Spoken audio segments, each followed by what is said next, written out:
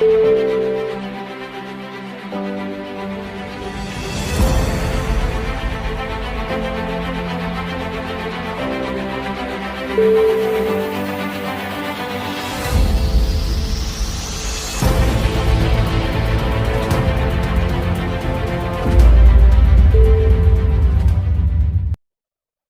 యేసుక్రీస్తు నామంలో మీ అందరికీ వందనాలు.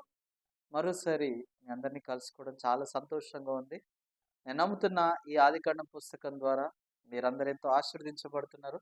మీ హృదయంలో మరి దేవుడి మాటలు పొందుకుంటూ నూతనమైన శక్తిని, బలాన్ని మీరు పొందుకుంటున్నారు.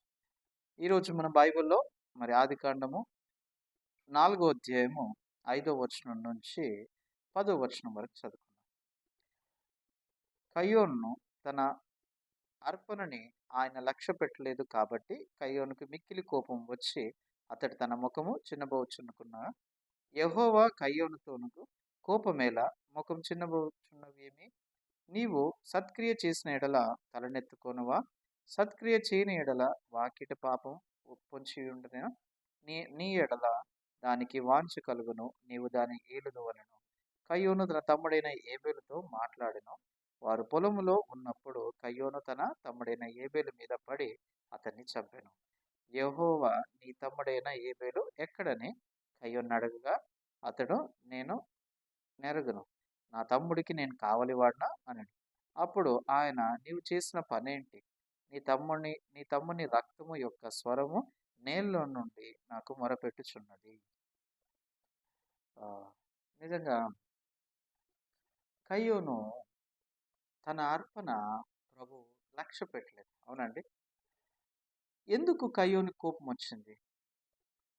కయ్యోనికి నిజంగా కోపం రావాల్సిన కారణం ఏంటి? ఇక్కడ బైబిల్లో చూసినట్టయితే కయ్యోను అతని అర్పణను ఆయన లక్ష్య పెట్టలేదు కాబట్టి కయ్యోనికి మిక్కిలి కోపం వచ్చి అతడు తన ముఖము చిన్నబోచుకున్నదా.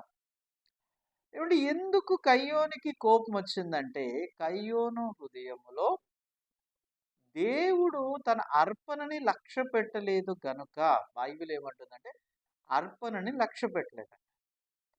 మరి కయ్యోను ఆయన ఇచ్చిన అర్పణ భూమి నుంచి సేద్యపరిచి ఎంతో మంచి అర్పణ ఇచ్చినా కానీ ప్రభు అర్పణను అంగీకరించి ప్రభు ఎందుకు అర్పణ అంగీకరించాలి? ఆ అర్పణ అంగీకరించకుండా కారణం ఏంటి? కయ్యోను ఎంతో కష్టపడ్డాడు, కయ్యోను శ్రమ పడ్డాడు, కయ్యోను ప్రయాసపడ్డాడు. కానీ కయ్యోను ఈ అర్పణని అంగీకరించకుండా ఉండడానికి కారణం ఏంటి? ఒకే ఒక కారణం అండి. కయ్యోను ఒక హృదయంలో మీరు చూసినట్టయితే కయ్యోను ఎంతో మంచి చేశాడు, కానీ ఆ మంచిని తృణీకరించినప్పుడు కయ్యోనులో ఎక్కడ లేని కోపము తన హృదయం రగిలిపోవడం జరిగింది. ఆ కోపం ఎందుకంటే యెహోవా తన అర్పణని లక్ష్య పెట్టలేదు. ఏమండి మీరు ఆలోచించండి, ఎప్పుడు కయ్యోను హృదయంలో కోపం వచ్చిందంటే కయ్యోను కష్టపడి చేసి అది తృణీకరించినప్పుడు కయ్యోను హృదయంలో ఎంతో కోపం మొదలైంది. మరి కయ్యోను కష్టపడి సేద్యపరిచాడంటే కయ్యోను సేద్యపరచనికి ఎంతో సమయాన్ని ఉపయోగించాడని చెప్పచ్చు. ఏమండి ఉదయకాలం నుంచి తన సమయాన్ని ఉపయోగించాడు భూమిని సేద్యపరిచి. మీరు ఈ రోజులో కూడా రైతు చూసినట్టయితే రైతు తెల్లవారుజామున పొలంకి వెళ్ళి పంటకి నీళ్లు కొట్టడము, పంటని చూసుకోవడం. ఏమండి రైతు జీవిస్తున్న జీవితం చూసినట్టయితే ఉదయకాలంలోనే మరి పొలంకి వెళ్ళి తను వ్యవసాయం చేసే వ్యక్తి జీవితం చాలా వేరుగా ఉంటుంది. కయ్యోను పెందలాడులో లేచి ఉదయకాలం నుంచి ఎక్కడికి వెళ్ళాడో మీరు చూస్తే భూమిని సేద్యపరచు, పొలంలో ఆ పంటని, ఆ ఫలాల్ని ఎంతో కష్టపడి తీసుకొచ్చిన ఫలం. ఇంత కష్టపడి తీసుకొచ్చినాక ప్రభు తృణీకరించాక కయ్యోను జీర్ణించుకోలేకపోతాడు. ఎందుకు దేవుడు నా అర్పణ తృణీకరించలేదు? కయ్యోను తను ఏమనుకుంటే తన దృష్టికి ఈ అర్పణ ఎలా కనిపించుండొచ్చు? చాలా మంచి అర్పణ కనిపిస్తుంది.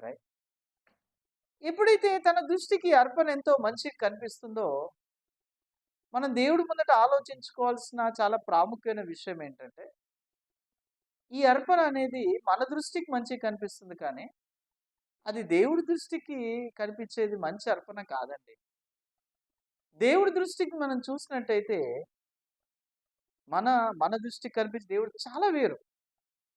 మన దృష్టికి మంచి పని ఎలా కనిపిస్తుంది? మంచిగా కనిపిస్తదా? చెడుగా కనిపిస్తదా? మనిషి నుంచి వచ్చే మంచి పని మన దృష్టికి మంచిగానే కనిపిస్తుంది. కానీ దేవుడి దృష్టికి మనిషి యొక్క మంచి పని ఆయన దృష్టికి మురికి గుడ్డలతో సమానంగా ఉంది. అంటే ఈ మంచి పని దేవుడి దృష్టికి అది మంచి కాదు. మన దృష్టికి మంచి పనే కానీ దేవుడి దృష్టికి అది మంచి కాదు. కయ్యోను దృష్టికి ఈ ఫలాలు మంచియే. ఈ ఫలాలు నిజంగా ఎంతో మంచిగున్నాయి కానీ, ఈ ఫలాలు నిజంగా దేవుడి దృష్టికి మంచిది కాదు. దేవుడు అంగీకరించలేదంటే, దేవుడు ఆ ఫలమును తృణీకరించాడు. రైట్? దేవుడి దృష్టికి మంచిగా అనిపించింది కాబట్టి అంగీకరించలేదా? మంచిగా అనిపించలేదు కాబట్టి అంగీకరించారు. ఏమండి చాలా మంది వారికి ప్రభు హృదయం తెలుసుకోకుండా ఇలాగే అర్పణ సిద్ధపాటు చేస్తారు. ప్రభువా, మేము ఒకేలా మంచి చేసినట్టయితే, మేము మంచి చేయనికి ప్రయత్నించినట్టయితే ప్రభు ఎంతో మెప్పించబడతారని అనుకుంటున్నాను. నిజంగా చెప్పాలంటే మనం ఎంత మంచి పని చేసినా, మనం ఎంత మంచి కార్యం చేసినా, మన మంచి పని ద్వారా దేవుడు మెప్పించబడ్డం అసాధ్యము. మనిషి యొక్క మంచి పని దేవుడి దృష్టికి మురికి గుడ్డలా ఉన్నాయి. అంటే శాస్త్రులు పరిశీలు కూడా ఈ లోకంలో ఎంతో మంచి పని చేశారు. కానీ ప్రభు దృష్టికి వారు మెప్పించబడ్డారా? ప్రభు దృష్టికి వారు ఎవరు మెప్పించబడ్డారు? ప్రభు దృష్టికి మెప్పించబడిన వాళ్ళు ఎవరో చూస్తే దేవుణ్ణి విశ్వసించిన వారు, ఏమండి ఆయన నమ్మిన వారు, ఆయన మాటల్ని నమ్మిన వారు దేవుణ్ణి మెప్పించిన వారయ్యారు. మరి ఈరోజు కూడా దేవుడు మన నుంచి ఏం ఆశిస్తున్నా అనుకుంటున్నారు? మన నుంచి మంచి ఆశిస్తున్నా? మన నుంచి మంచి ఆశించినట్టయితే యేసుక్రీస్తుని ఎందుకు ఈ లోకానికి రక్షకుడుగా ఆయన అనుమతించాడు? దేవుడు యేసుక్రీస్తుని ఈ లోకానికి రక్షకుడుగా అనుమతించాడంటే మీరు ఆలోచించాలి. దేవుడు ముందట దేవుడు ఒక హృదయం చాలా వేరుగా ఉంది. మన నుంచి మంచి రాదని తెలుసు, మన నుంచి చెడు తప్ప ఏమి రాదు. అందుకే ఇక్కడ దేవుడు ఏమంటుండో చూడండి కయ్యోనుతో, నీవు సత్క్రియ చేసిన ఎడల తలనెత్తుకొనవా? ఇప్పుడు కయ్యోను నిజంగా సత్క్రియ చేసినట్టయితే కయ్యోను తల ఎత్తుకుంటాడా? తల ఎత్తుకోడా? మనం ఏదైనా బాగా చేస్తే మన తల ఎత్తుకుంటామా? తల దించుకుంటాం? బాగా చేసినట్టయితే మనం తల ఎత్తుకుంటాం. రైట్? చూడు నేను ఎలాంటి క్రియ చేశాను. కానీ బైబిల్ ఏమంటుందంటే ఇక్కడ, సత్క్రియ చేయని ఎడల వాకిటి పాపము పొంచి ఉండును, నీ ఎడల దానికి వంచి కలుగును, వాంఛ కలుగును, నీవు దానిని ఏలుదు. బైబిల్ ఏమంటుందో మీరు ఆలోచించండి. ఏమండి, మనలో మంచి ఉన్నట్టయితే మనం పాపాన్ని ఏలగలుగుతామా? ఏం పాపాన్ని జయించగలుగుతామా? జయించగలం. చాలా మంది యోసేపు ఉదాహరణ తీసుకుంటారు. యోసేపు చూడు, యోసేపు ఎలాంటి వాడు? యోసేపు చూసినట్టయితే యోసేపు నిజంగా పోతీఫర్ భార్య యోసేపుని శయనించమని అడిగినా కానీ యోసేపు తృణీకరించి యోసేపు ఏం చేశాడు? అక్కడి నుంచి వెళ్ళిపోయాడు. రైట్? ఏమండి మీరు ఏమనుకుంటారో నాకు తెలియదు. యోసేపు ఒక మంచి ద్వారా ఆయన ఆశీర్వదించబడ్డారు అనుకుంటున్నారా? ఏమండి నిజంగా చాలా మంది వారు పైపైన విషయాలు చూస్తుంటారు. పైపైన విషయాలు చూసి మేబీ బహుశా యోసేపు ఎంతో మంచిగా ఉన్నాడు కాబట్టి దేవుడు తన కృపనిచ్చాడు, దేవుడు యోసేపు పట్ల దయనిచ్చాడు, యోసేపు ఎంతో మంచివాడు, మరి ఈ కోణంలో చూస్తుంటారు. కానీ నిజంగా చెప్పాలంటే దేవుడు మనం చూసినప్పుడు ఒకే ఒక కోణంలో చూస్తున్నాడు. నిజంగా మనం మంచి వాళ్ళమా, మంచి వాళ్ళం కాదు. మనలో మంచి ఉందా, మంచి లేదా? వాస్తవాన్ని మీరు యోసేపు చూసినట్టయితే యోసేపు కూడా మనలాంటి వ్యక్తే. చాలామంది యోసేపు ఆయనలో ఉన్న మంచి ద్వారా పాపాన్ని జయించారనుకుంటారు. అయ్యో కాదండి. యోసేపు ఎలా ద్వేషాన్ని జయించాడో, యోసేపుని తన సహోదరుల పట్ల పగ కలిగి ఉండాల్సిన వ్యక్తి ఎలా తన సహోదరులు ఎంత కీడు చేసినా ఆ కీడుని ఎలా జయించాడో మీరు చూస్తే సహోదరులు చెప్తారు, మీరు నా మీద కీడు నెంచుతిరి కానీ దేవుడు నా మీద మేలు నెంచాడు. యోసేపు తన హృదయంలో దేవుడిని కలుసుకోవడం ద్వారా ఆ దేవుడు హృదయం ద్వారా ఆయన ఏం చేశాడంటే ఆ ఒక్క కీడుని జయించగ. ఎవరి ద్వారా? దేవుడు హృదయం ద్వారా కీడుని జయించగలరు. యోసేపు ఒక మంచి హృదయం ద్వారా కాదండి. ఏమండి, మీరు మంచి వాళ్ళైనట్టయితే మీరు చెడుని జయించగలుగుతారా? మీలో ఉన్న పాపని జయించగలుగుతున్నారా? మీలో ఉన్న అసూయను జయించగలుగుతున్నారా? మీరు ఎంతో మంది ఉన్నారు, రైట్? మీకు ద్రోహం చేసిన వాళ్ళు ఉన్నారు, అన్యాయం చేసిన వాళ్ళు ఉన్నారు, మిమ్మల్ని బాధపెట్టిన వాళ్ళు ఉన్నారు, ఇబ్బంది చేసిన వాళ్ళని మీరు మీ దగ్గర ఉన్న మంచితో జయించగలుగుతారా? మరి మీ దగ్గర ఉన్న మంచితో జయించలేనప్పుడు మీరేం చేయాలి? ఈ మంచితో నేను జయించలేనప్పుడు ఈ మంచిని పడేసి యేసుక్రీస్తు ద్వారా జయించే మార్గాన్ని మీరు తెలుసుకోవాలి. కయ్యోను ఎప్పుడైతే తను హృదయంలో దేవుడు ఏం చేయాలనుకున్నాడంటే కయ్యోనుతో దేవుడు సహవాసం చేస్తుండ్రు, రైట్? ఎప్పుడైతే దేవుడు సహవాసం చేస్తున్నప్పుడు కయ్యోను తగ్గింపుగా ఉన్నాడా, గర్వంగా ఉన్నాడా? చాలా గర్వంగా హృదయంతో ఉన్నాడు, రైట్? దేవుడు లోబడాలనుకుంటున్నాడు, లోబడాలనుకుంటున్నాడు, లోబడాలనుకుంటున్నాడు. నిజంగా ఆయనలో మంచి ఉన్నట్టయితే తప్పు చేసినా పొరపాటు చేసినా దేవుడు లోబడతాడా లేదా? అయితే దేవుడు తనకు తెలుసు కయ్యోను హృదయం ఎలాంటి హృదయం కలడు తెలిసి ఏబేల్ని చంపనీకి దేవుడు అనుమతి ఇచ్చాడు. ఎందుకంటే కయ్యోను ఒక హృదయాన్ని చూపినీకి. కయ్యోను తన హృదయం తను చూడాలంటే ఏబేల్ని హత్య చేయాల్సింది. అందుకే ఇక్కడ మీరు చూసినట్టయితే కయ్యోను 8వ వచనం, తన తమ్ముడైన ఏబేలుతో మాట్లాడును. వారు పొలంలో ఉన్నప్పుడు కయ్యోను తన తమ్ముడైన ఏబేలు మీద పడి అతన్ని చంపాడు. ఈ కయ్యోను ఏం చేశాడండి? ఏబేల్ని చంపేశాడు, రైట్? చంపేసినప్పుడు ఎలాంటి రూపం చూశాడు కయ్యోనులో? తను ఎప్పుడు ఊహించని వింత రూపం చూశాడు. ఈ వింత రూపం చూసినప్పుడు చాలా ఆశ్చర్య, నేనేంటి, నేను ఎలా చంపాను? తనలో మంచి ఉంది అనుకున్నాడు, కయ్యూలో మంచి లేదని తెలుసుకుంటున్నాడు. ఎలా తన స్వరూపాన్ని దేవుడు ఏం చేస్తుడు? ఏబేల్ని చంపడం ద్వారా దేవుడు కయ్యోను స్వరూపం చూపిస్తాడు. అందుకే దేవుడు ఈ కయ్యోను దగ్గరకు వచ్చి ఏమడుతుందంటే యెహోవా 9వ వచనం, యెహోవా నీ తమ్ముడైన ఏబేలు ఎక్కడున్నాడు అని కయ్యోను అడగ్గా.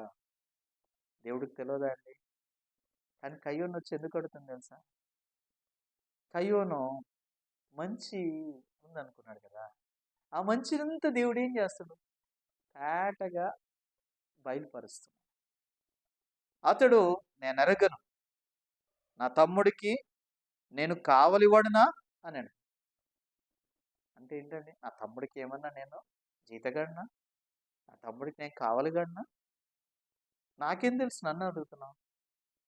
ఏమండి, చూడండి, కయ్యోను తమ్ముడిని చంపాడు. తమ్ముడిని చంపిన తర్వాత కయ్యోను హృదయం ఎలా ఉంది? నేను తప్పు చేసినాను హృదయం ఉందా, నేను తప్పు చేయలేదని హృదయం ఉందా? నేను తప్పు చేయలేని హృదయం ఉంది, రైట్? అప్పుడు దేవుడు ఏం చేస్తున్నాడు? కయ్యోనికి తెలియజేస్తున్నాడు, రైట్? అప్పుడు ఆ 10వ వచనం, అప్పుడు నీవు చేసిన పనేమిటి? నీవు చేసిన పనేమిటి? నీ తమ్ముని రక్తము యొక్క స్వరము నేలలో నుండి నాకు మొరపెట్టుచున్నది. నీ తమ్ముడి స్వరము నేల నుండి, ఏమండి, యొక్క స్వరము నేల నుండి నాకు మొరపెట్టుచున్నది. నీ తమ్ముని రక్తం ప్రభుకు తెలుసా తెలియదా? ఏమండి, నేను అడుగుతున్నాను.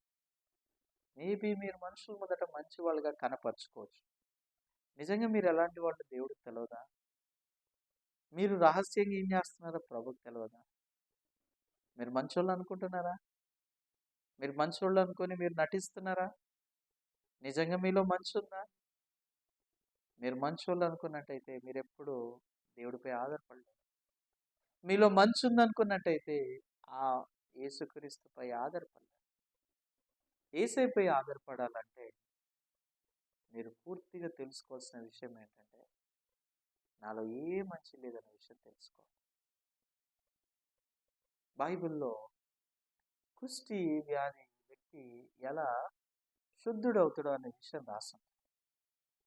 ఈ లేవియకాండము 13వ అధ్యాయంలో ఎలా ఒక కుష్టి వ్యాధి గల వ్యక్తి శుద్ధుడుగా అవుతాడో అని మీరు చూస్తే, ఆ వ్యక్తి ఎప్పుడైతే ఆ కుష్టి వ్యక్తి కలిగి ఉన్న వ్యక్తి కొంచెం పైన ఉన్న ఆ ఒక మాంసం ముద్ద, ఏదైతే మాంసము కనబడినట్టయితే ఆ వ్యక్తి అపవిత్రుడంట. ఒకవేళ తల నుంచి అరిపాదము వరకు కుష్టి వ్యాధి తెల్ల తెల్లగా మొత్తం కుష్టి వ్యాధి కలిగి ఉన్నట్టయితే ఆ వ్యక్తి శుద్ధుడు అని చెప్తారు. నిజంగా బైబిల్ చదివితే 2 సార్లు 3 సార్లు ఇదేంటి, కొంచెము మంచి శరీరము, కుష్టి వ్యాధి ఉన్నవాళ్ళు మంచి శరీరము అంటే ఒకసారి మీరు ఒకేలా చూడండి, బైబిల్లో మీకు అర్థమయ్యే విధంగా నేను తెలియజేస్తాను. ఈ లూకా సువార్త లేవియకాండం 13వ అధ్యాయంలో ఇక్కడ మీరు చూసినట్టయితే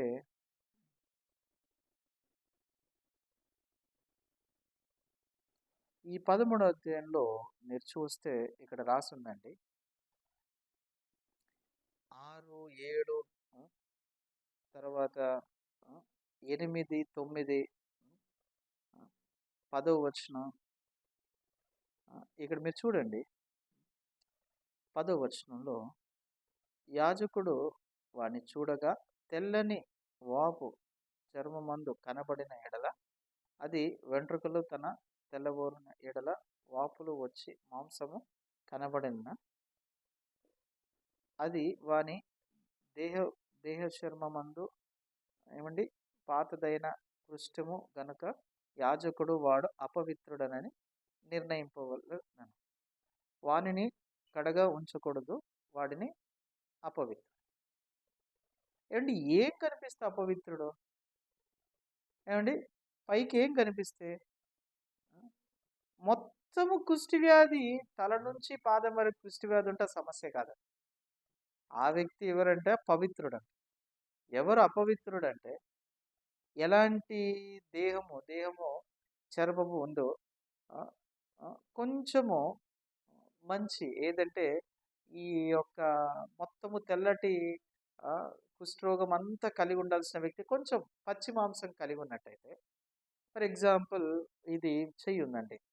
ఇప్పుడు కుష్టి వ్యాధి ఉన్నవాళ్ళు అంతా మొత్తము తెల్లగా ఉండి మొత్తము బాడీ స్కిన్ తినేస్తుంటుంది, రైట్? మరి కుష్టి వ్యాధి కలిగిన వాళ్ళు పైన ఉన్న చర్మము ఎప్పుడైతే ఇదేంటిదంటే రా ఫ్లెష్ అండి, అవునండి. ఈ యొక్క ఇలా మనకు మాంసం కనిపించినట్టయితే మనకు కొంచెం కొంచెం హీల్ అవుతున్నట్టు, రైట్? స్వస్థత పొందుకుంటున్నట్టు బాగా అయిపోతుంది అనిపిస్తుంది.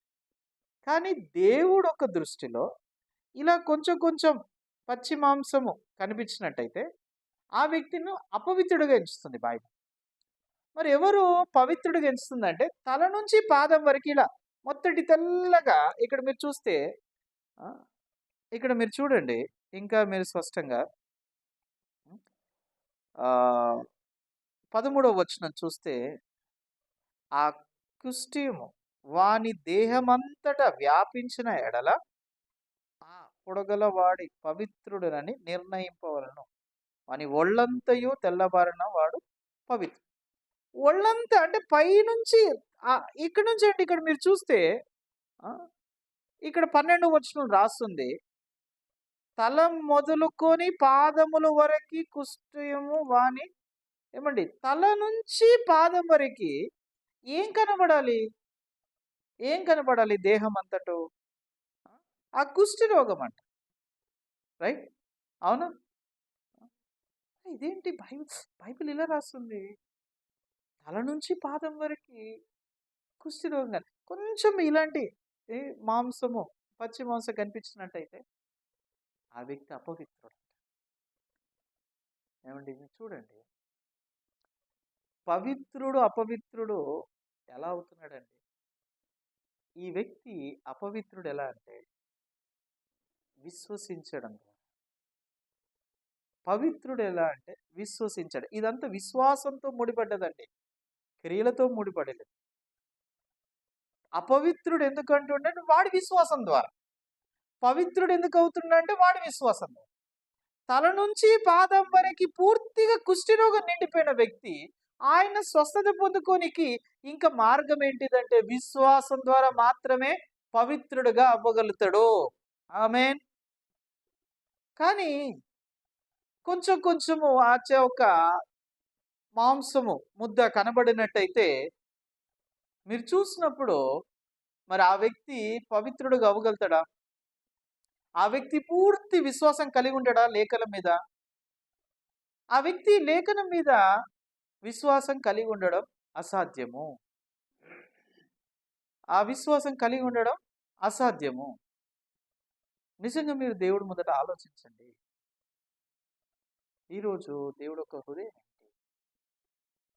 మీరు దేవుడిని నమ్మాలనుకుంటాం కదా, మీరు మంచి వాళ్ళు అయినట్టయితే దేవుడు నమ్మలేరు. ఎలా అండి యేసయ్య మీద మీ విశ్వాసం ఏర్పడుతుంది అనుకుంటున్నారు? యేసయ్య మీద విశ్వాసము మీరు మంచి పని చేయడం ద్వారా ఏర్పడుతుంది అనుకుంటున్నారు? మీరు యేసయ్య మీద విశ్వాసం ఏర్పడాలంటే తల నుంచి పాదం వరకు మీరంత దుస్తులో మీరు తెలుసుకోవాలి. తల నుంచి పాదం వరకు మీలో మంచి లేదని తెలుసుకోవాలి. తల నుంచి పాదం వరకు మీరు కేవలం ఊహంత కేవలం చెడు అని తెలుసుకోవాలి. ఎప్పుడైతే తల నుంచి పాదం వరకు నాలో ఏ మంచి లేదని గ్రహించినప్పుడు విశ్వాసము ద్వారా మీరు పవిత్రులుగా ఎంచబడతారు. విశ్వాసము ద్వారా నీతిమంతులుగా ఎంచబడతారు. విశ్వాసము ద్వారా మనము దేవుడి కుమారులుగా పిలువబడతాము. అందుకే ధర్మశాస్త్ర ప్రకారం ఏ మనుషుడు ఆయన దృష్టికి నీతిమంతులుగా తీర్చబడరు. రోమీయుల రాసిన పత్రిక 3వ అధ్యాయం 19వ వచనం. కానీ యేసుక్రీస్తు నందుల విశ్వాసం మూలమై నమ్ము వారికి అందరకు కలుగు దేవుని నీతి అయి ఉందండి. తర్వాత యేసుక్రీస్తు నందుల విశ్వాసం మూలం అంటే విశ్వాసము ద్వారా పవిత్రుడు కావచ్చు. మన విశ్వాసము అపనమ్మిక హృదయం ద్వారా అపవిత్రులు కావచ్చు. ఈ అపనమ్మిక హృదయం ఎందుకంటే మనం ఎందుకు పూర్తిగా లేఖనంపై ఆధారపడలేమంటే ఇంకా మనం మంచి చేయాలనుకుంటాం. ఈరోజు కూడా చాలా మంది క్రైస్తవులు వాళ్ళు మంచి చేయగలుగుతారు అనుకుంటారు. అందుకే వాళ్ళు చర్చికి వెళ్ళి ప్రభువా ఇక నుండి నేను తప్పు చేయను, ప్రభా ఇంక నుంచి నేను పొరపాటు చేయను, ప్రభా ఇంకొంచెం నుంచి నేను అబద్ధం ఆడను. ప్రతి సంవత్సరం ఒప్పుకుంటారు కదా. జనవరి అయిపోయింది కదండి, ఇది ఫిబ్రవరి కదా, మరి ఈ నెల కూడా మళ్ళీ ప్రారంభిస్తారు కదా, ఈ నెల కూడా మరలా ఒప్పుకోవడం ప్రారంభిస్తారు కదా. మరి మీరు మంచిగా ఒప్పుకున్నట్టు మీరు జీవించగలుగుతున్నారా? నిజంగా మీలో మంచి ఉందనుకుంటున్నారా? మంచి ఉందనుకున్నట్టయితే మీరు మంచి బయటికి తీసుకురానికి చూస్తారు. ప్రభు ముందట తప్పు చేయను ప్రభా, మంచిగా ఉంటా ప్రభా, నేను ఇలా ఉంటా, ఉపవాసం ఉంటా, ఇలా ఉంటా, అలా ఉంటా చెప్తారు. మీలో మంచి లేదనే విషయం గ్రహించినట్టయితే మీరు నాలో మంచి లేదన్నప్పుడు దేవుడిపై మాత్రమే ఆధారపడడం ప్రారంభిస్తారు. చాలా మంది ఈ విషయంలో తప్పుగా అపార్థం చేసుకుంటున్నారు. వారికి వారి గురించి తెలియదు పూర్తిగా. కయ్యోను కూడా ఆయనలో మంచి ఉంది అనుకున్నాడు, కానీ దేవుడు ఏం బయటికి చూపించాడు? కయ్యోనులో మంచి వచ్చిందా చెడు వచ్చిందా? కయ్యోనులో చెడు బయటికి వచ్చింది. ఆ సహోదరుని చంపడం ద్వారా, ఆ సహోదరుని రక్తం ద్వారా దేవుడు ఏం మాట్లాడదు? కయ్యోనా నీలో మంచి ఉంటే సత్క్రియ ఉంటే సత్క్రియ చేయవచ్చు కదా, నీలో మంచి ఉంటే మంచి చూపించచ్చు కదా, నువ్వెందుకు మంచి లేకపోతున్నావు అంటే నీలో మంచి లేదు. కయ్యోను నీలో మంచి లేదు, కేవలం దుష్టమైంది ఉంది. కానీ కయ్యోని స్వరూపం చూడలేదు. ఎప్పుడైతే కయ్యోను తన సహోదరిని చంపిన తర్వాత ఆశ్చర్యంగా కయ్యోను వేరే రూపాన్ని చూడడం ప్రారంభించాడు. ఈరోజు మీరు ఒక విషయం ఆలోచించండి. దేవుడికి మీ పట్ల ఎలాంటి హృదయం కలిగి ఉంది? దేవుడి హృదయం ఏంటి? ఈరోజు దేవుడు మీ పట్ల ఎలాంటి హృదయం కలిగి ఉంది? దేవుడి హృదయం ఏంటి? దేవుడు మీకు ఒక్క విషయం స్పష్టంగా తెలియచేయాలనుకుంటున్నాడు. కయ్యూనులాగా మన రూపాన్ని మనం గ్రహించలేదంటే నిజంగా దేవుడు మన జీవితంలో అనుమతిస్తాడండి. ఏదో వేల సంవత్సరాల క్రితం జరిగిన కయ్యోను గురించి కాదండి నేను మాట్లాడుతుంది. నేను మాట్లాడుతుంది మీ గురించే. మీరు కూడా కయ్యోనులాగా మీలో మంచి ఉందనుకుంటున్నారా? దేవుడు మీకు కూడా తెలియపరుస్తాడు. అందుకే మనం అప్పుడప్పుడు మనం పొరపాట్లు, తప్పులు ఇవన్నీ చేయనికి దేవుడు అనుమతిస్తాడు. ఎందుకు అనుమతిస్తుంది తెలుసా? నీలో మంచి లేదు చూడు, నీలో మంచి లేదు చూడు, నీలో చెడు ఉంది, నీలో ద్వేషం ఉంది, నీలో చూడు ఇవన్నీ ఉన్నాయి. అవన్నీ బయటకు పడుతున్నాయి. ఏమండి అసూయ ఎప్పుడు బయటకు వస్తుంది? మీ శత్రువు బాగుపడినప్పుడు మీలో ఏం బయటకు వస్తుంది? ఏమండి అసూయ, వీడు ఎలా ఆశీర్వదించబడుతున్నాడు, వీడు ఎలా బాగుపడుతున్నాడు. శత్రువుకి యాక్సిడెంట్ అయితే మీరు సంతోషంగా ఉంటారా, బాధపడతారా? మీ శత్రువు కాళ్ళు ఇరిగినా చేయరిగితే అయ్యో ప్రభు అని బాధపడతారా? హృదయంలో దేవుడు దేవుడు మంచిగా చేస్తాడు, దేవుడు అలాగే చేయాలి, ఇలాగే అనుకుంటారా లేదా? మీలో మంచి ఉంటే మంచి ఆశించాలి కదా. నిజంగా మీలో మంచి ఉందనుకుంటున్నా? లేదండి. అందుకే తల నుంచి పాదం వరకు చెడు మాత్రమే నిండిపోయింది మనలో. తల నుంచి పాదం. ఇప్పుడు మనలో చెడు ఉందనే విషయం మీరు పూర్తిగా గ్రహించినట్లయితే మీరు యేసుక్రీస్తుపై ఆధారపడడం చాలా సులభమే. యేసుపై ఆధారపడడం కష్టమని ఎవరు చెప్పారు? ఎవరైతే ఇంకా వాళ్ళు మంచి ఉందనుకుంటున్న వాళ్ళు యేసుపై ఆధారపడడానికి వాళ్ళకి కష్టం. ఎవరైతే నాలో ఏ మంచి లేదనే విషయం గ్రహించిన వాళ్ళు లేఖనం మీద మాత్రమే ఆధారపడడం ద్వారా వారు చాలా సులభంగా పరిశుద్ధులుగా నీతిమంతులుగా తీర్చబడతారు. ఇప్పుడు కయ్యోని దేవుడు నడిపిస్తున్నాడు. కయ్యోను నిజంగా ఇక్కడ చివరికి ఏం గుర్తించాడో మీరు చూసినట్టయితే కయ్యోను ఇక్కడ ఒక విషయం గుర్తించాడండి. మరోసారి మనం ఆదికాండం చూద్దాం 4వ అధ్యాయము.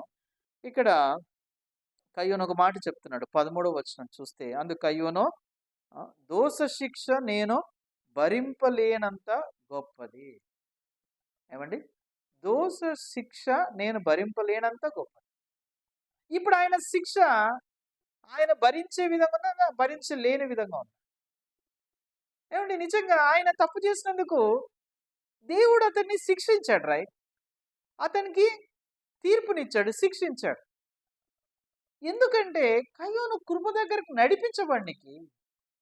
కయ్యోను శిక్షించబడపోతే కయ్యోను దేవుడు వైపు రాడు. ఒకవేళ కయ్యోను దగ్గర ఇంకో మార్గం ఉన్నట్టయితే కయ్యోను దేవుడిపై ఆధారపడలేడు. అందుకే దేవుడు పూర్తిగా కయ్యోనికి శిక్షించి కయ్యోనికి ఇంకో మార్గం లేకుండా చేసి కేవలం దేవుడిపై మాత్రమే ఆధారపడే మార్గాన్ని ఏర్పాటు చేస్తాడు. తర్వాత మనము భాగంలో మనం చూద్దాం కయ్యోను ఎలా దేవుడిపై ఆధారపడ్డాడు, కయ్యోను ఎలా దేవుడి నుంచి కృపను పొందాడు.